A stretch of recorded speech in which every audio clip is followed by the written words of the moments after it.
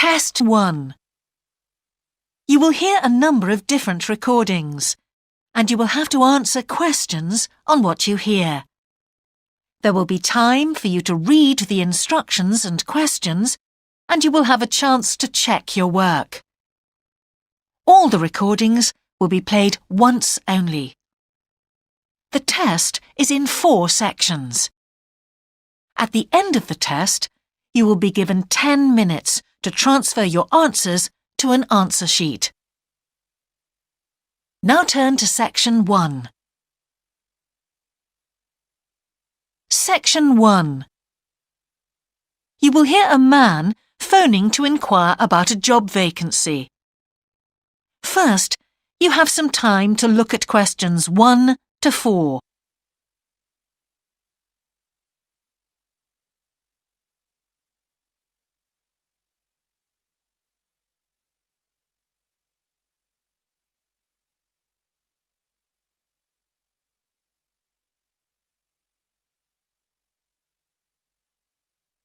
You will see that there is an example that has been done for you. On this occasion only, the conversation relating to this will be played first.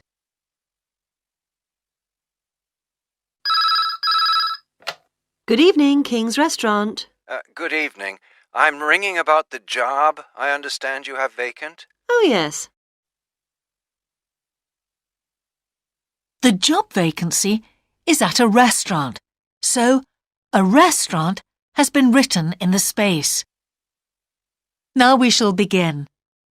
You should answer the questions as you listen, because you will not hear the recording a second time. Listen carefully and answer questions 1 to 4.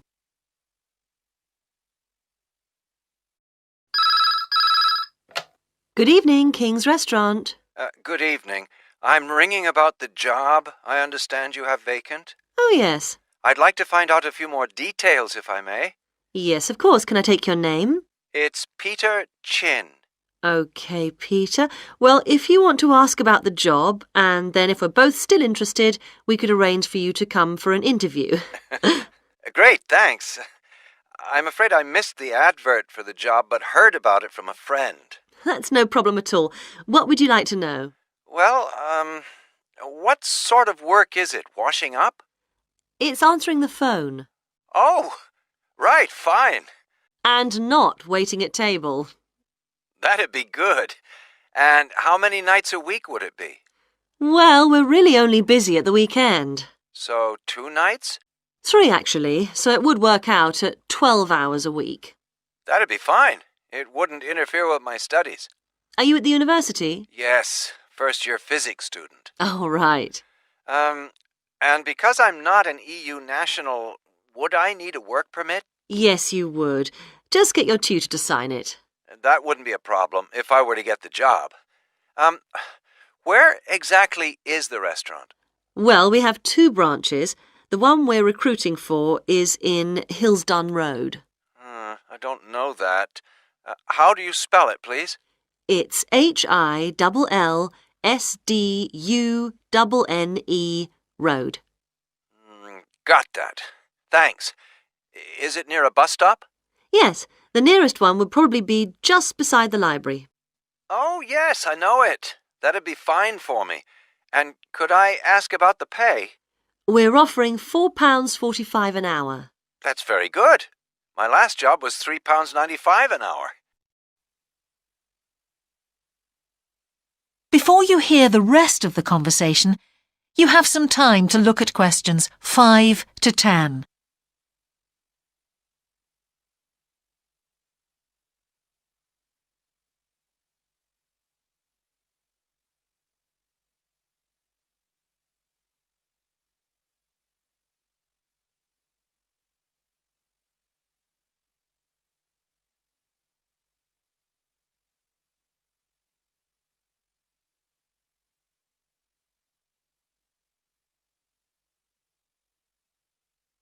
Now listen and answer questions 5 to 10. We feel it's pretty good, and we also offer some good fringe benefits. Really? Well, we give you a free dinner, so you eat well. Right. Better than hostel food. We certainly hope so. And we also offer extra pay for working on national holidays. Oh, that's a really good perk, isn't it? Yes, we think so. And then because of the difficulties of getting public transport, if you're working after 11 o'clock, we drive you home. Oh, that's good to know. Well, we'd certainly be interested in inviting you for an interview if you're still interested. Oh, yes, certainly. Could I just also ask what qualities you're looking for? Well, for this particular job, we want a clear voice, which you obviously do have. Thanks. And you must be able to think quickly, you know. Well, I hope I'd...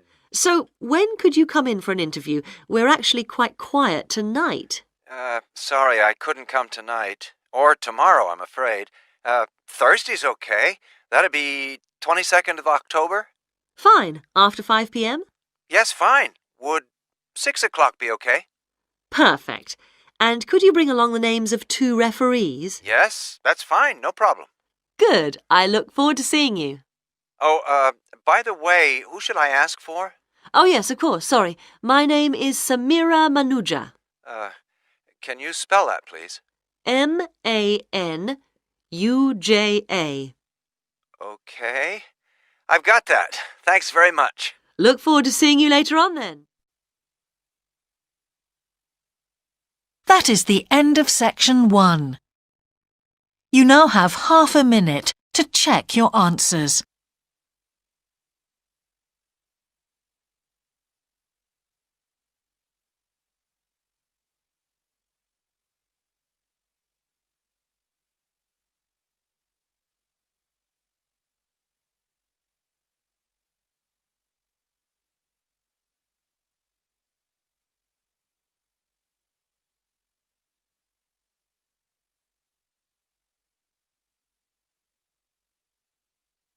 Now turn to section 2.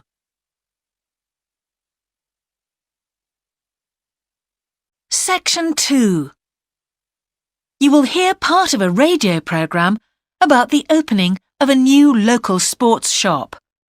First, you have some time to look at questions 11 to 16.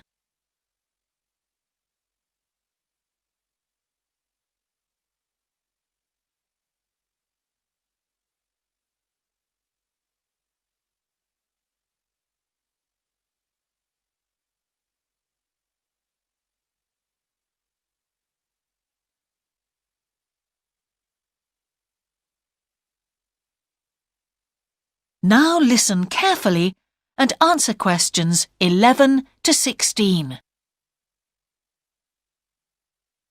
Now we go to Jane, who is going to tell us about what's happening in town this weekend. Right, thanks, Andrew.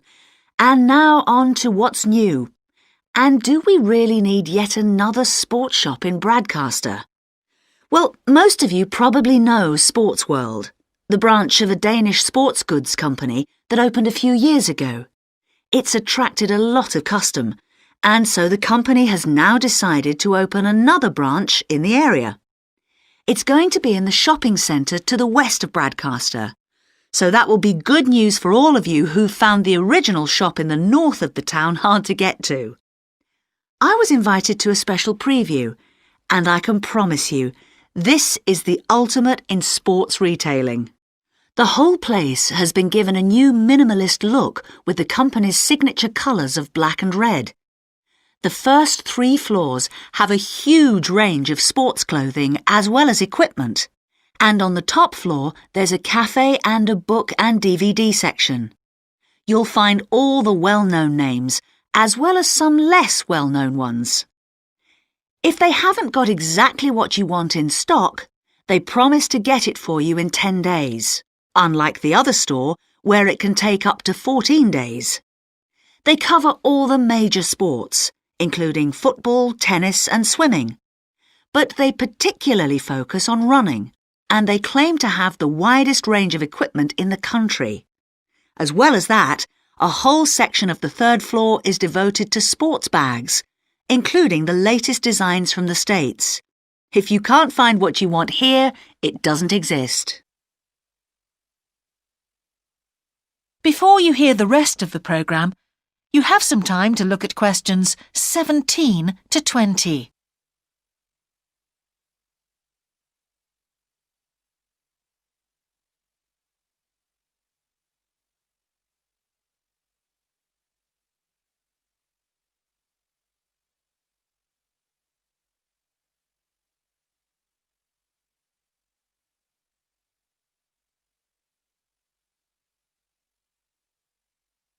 Now listen and answer questions 17 to 20.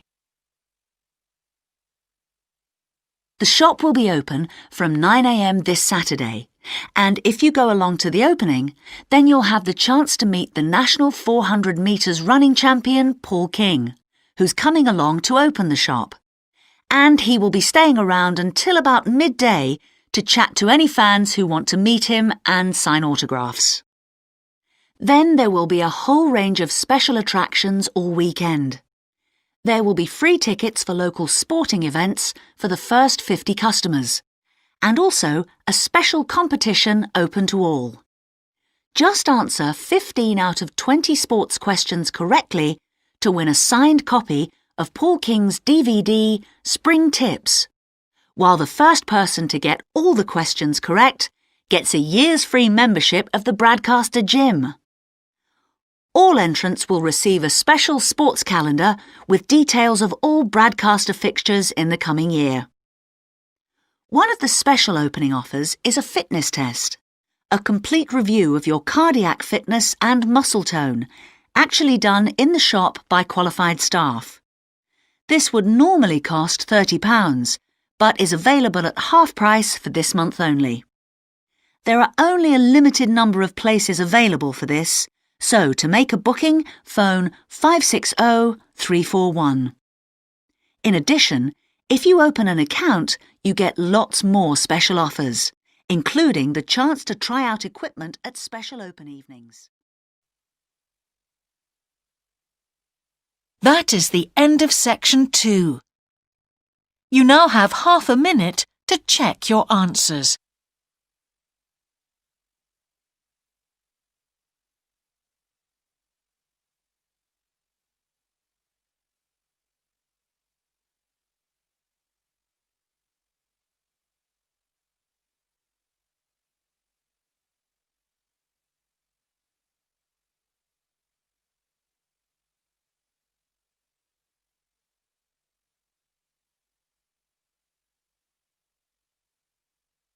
Now turn to section 3.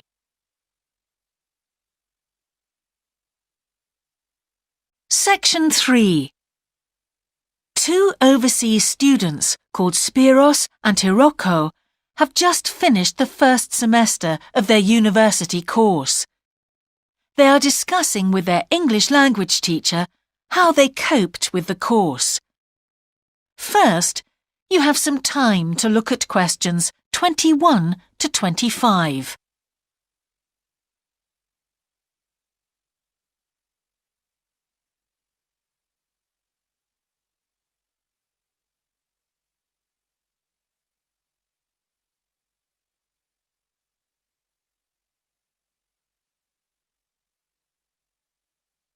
Now listen carefully and answer questions 21 to 25.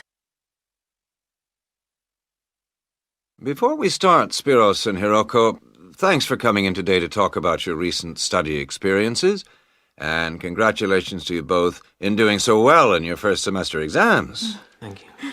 I'd like to discuss with you the value of the English for Academic Purposes course you did here last year before starting your university course. Spiros, if I could start with you, what parts of the program have now proved to be particularly valuable to you?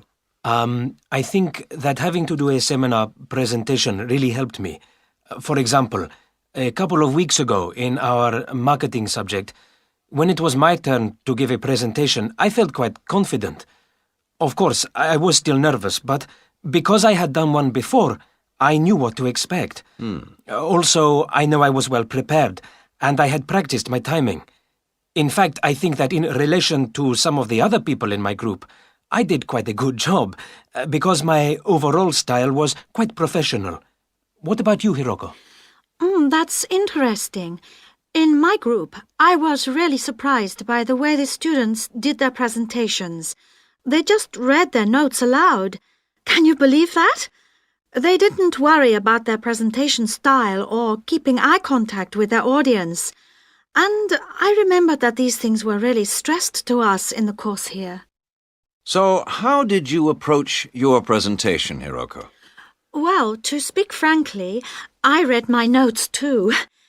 At the time, it was a relief to do it this way, but actually when I had finished, I didn't feel any real sense of satisfaction. I didn't feel positive about the experience at all. That's a pity. You know, although I was pleased with my presentation, I am not so pleased with my actual performance right now in the tutorials. During the whole semester, I've not said anything in our tutorial discussions. Not a word. Really, Spiros? Why's that? Do the other students talk too much? It's partly that, but it's mostly because I have had no confidence to speak out. Their style of speaking is so different. It's not the style we were used to during the course. They use so many colloquialisms. They're not very polite, and sometimes there seems to be no order in their discussion. Also, they are very familiar with each other, so because they know each other's habits, they can let each other into the discussion. You're right, Spiros. I've experienced that too. Before you hear the rest of the conversation, you have some time to look at questions 26 to 30.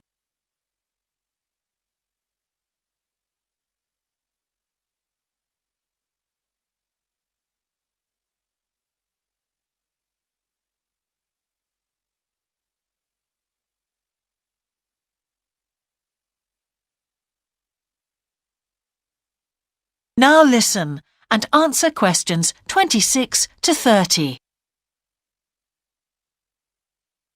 For most of this semester, I've said absolutely nothing in tutorials.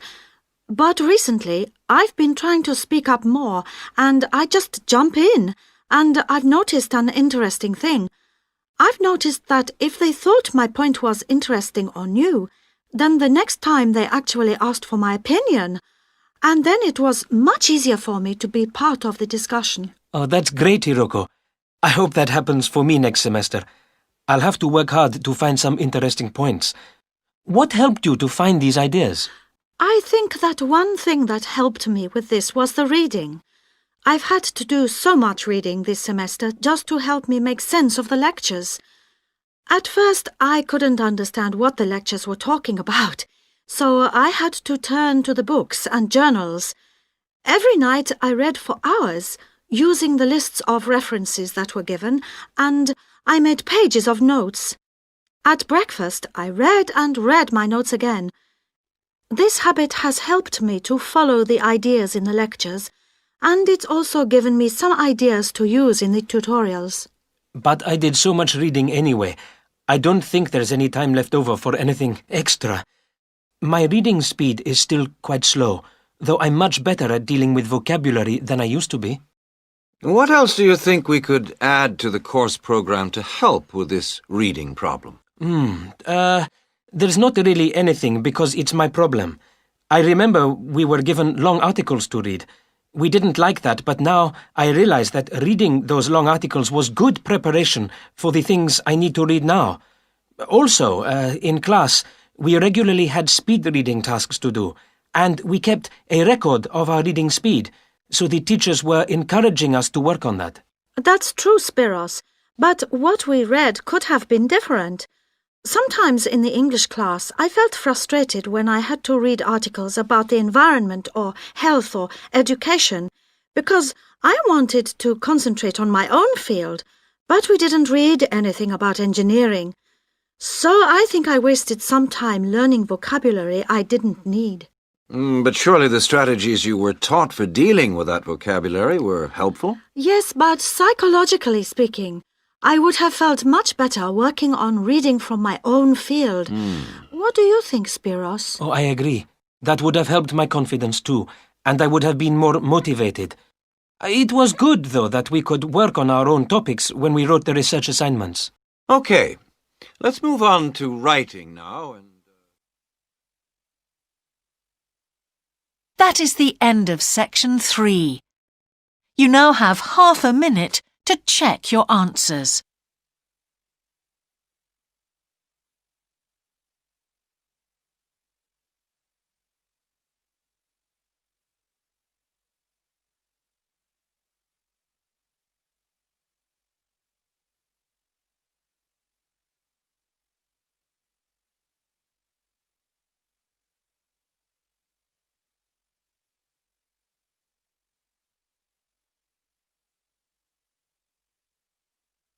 Now turn to section 4.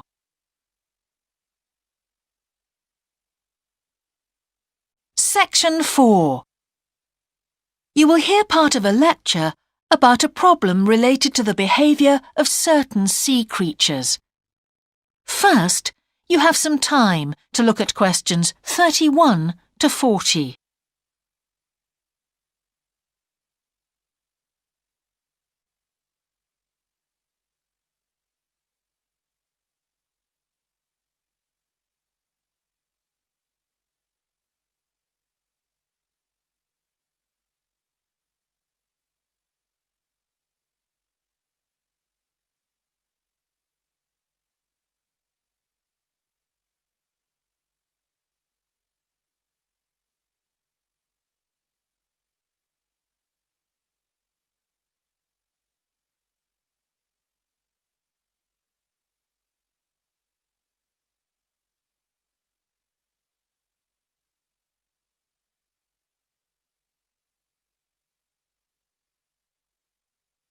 Now listen carefully and answer questions 31 to 40.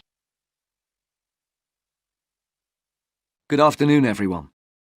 Well, with some of you about to go out on field work, it's timely that in this afternoon's session I'll be sharing some ideas about the reasons why groups of whales and dolphins sometimes swim ashore from the sea right onto the beach and, most often, die in what are known as mass strandings. Unfortunately, this type of event is a frequent occurrence in some of the locations that you'll be travelling to, where sometimes the tide goes out suddenly, confusing the animals. However, there are many other theories about the causes of mass strandings. The first is that the behaviour is linked to parasites. It's often found that stranded animals were infested with large numbers of parasites. For instance, a type of worm is commonly found in the ears of dead whales. Since marine animals rely heavily on their hearing to navigate, this type of infestation has the potential to be very harmful.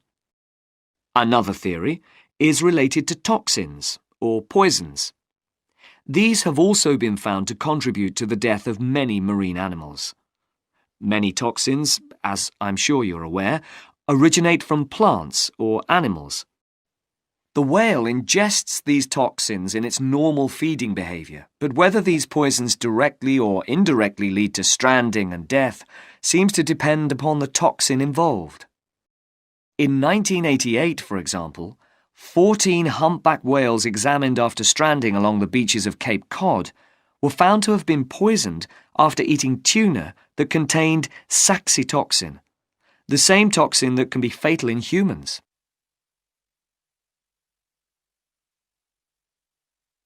Alternatively, it has also been suggested that some animals strand accidentally by following their prey ashore in the confusion of the chase.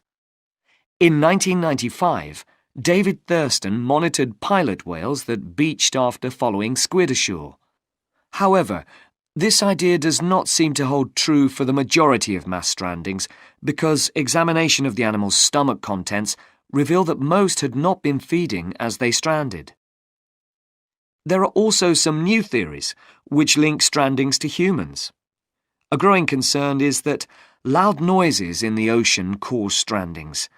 Noises such as those caused by military exercises are of particular concern and have been pinpointed as the cause of some strandings of late.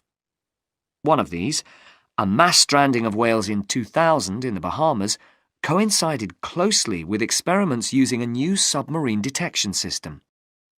There were several factors that made this stranding stand out as different from previous strandings. This led researchers to look for a new cause. For one, all the stranded animals were healthy. In addition, the animals were spread out along 38 kilometres of coast, whereas it's more common for the animals to be found in a group when mass strandings occur. A final theory is related to group behaviour and suggests that sea mammals cannot distinguish between sick and healthy leaders and will follow sick leaders, even to an inevitable death. This is a particularly interesting theory, since the whales that are thought to be most social, the toothed whales, are the group that strand the most frequently. The theory is also supported by evidence from a dolphin stranding in 1994. Examination of the dead animals revealed that, apart from the leader, all the others had been healthy at the time of their death. Without one consistent theory, however, it is very hard for us to do anything about this phenomenon except to assist animals where and when we can. Stranding networks have been established around the world to aid in rescuing animals and collecting samples from those that could not be helped.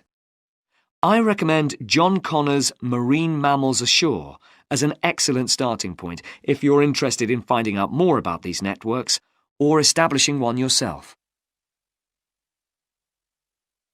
That is the end of section 4. You now have half a minute to check your answers.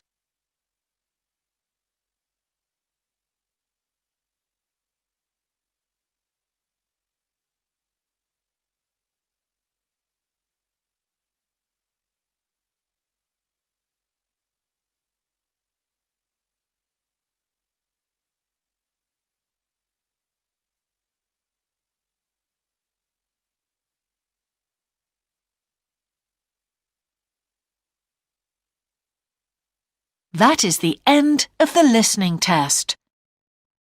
In the IELTS test, you would now have 10 minutes to transfer your answers to the answer sheet.